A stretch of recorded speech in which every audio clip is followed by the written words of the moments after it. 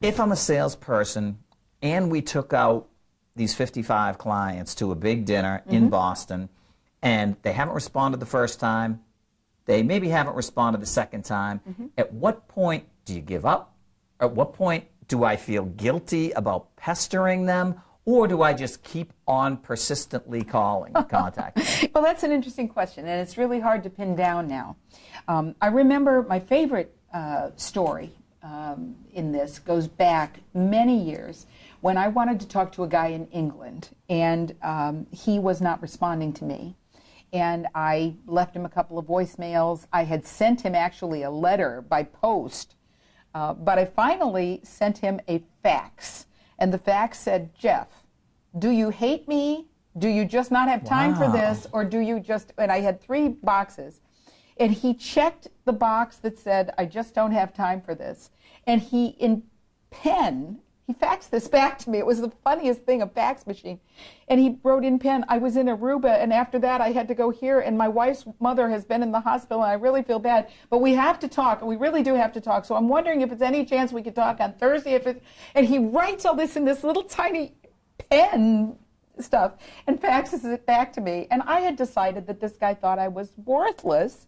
And it turns out he'd been in Aruba and in the hospital with his mother-in-law. I mean, it was just a bizarre sort of set of circumstances. But it taught me that if what you're doing is responsive, there are people who say, don't take no for an answer. I say, take no for an answer.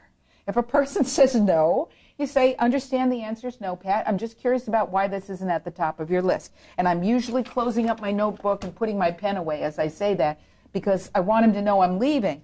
But if I'm sitting with somebody, why is this not at the top of your list? He says, because my company's being bought out next Thursday. I say, oh, my Lord, back to that. Good luck. I hope you get a fabulous amount of money for the company. Gee, how exciting. And then I go.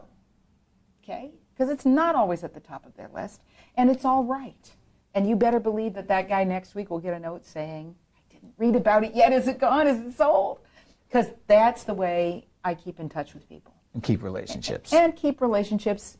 And even though they're prospects and even though relationship selling is supposed to be dead, my thinking is, for me, if I can just sit with somebody, just to have them get a sense of me, I understand it may not be the right time for them now, but when it's the right time, I think in the back of their mind, they'll say, who was that girl?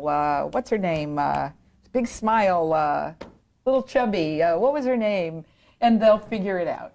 And hopefully I've left a business card or something somewhere, or put them maybe on a mailing list to get our e-zine or something like that, so that they will think of me and have something there from me.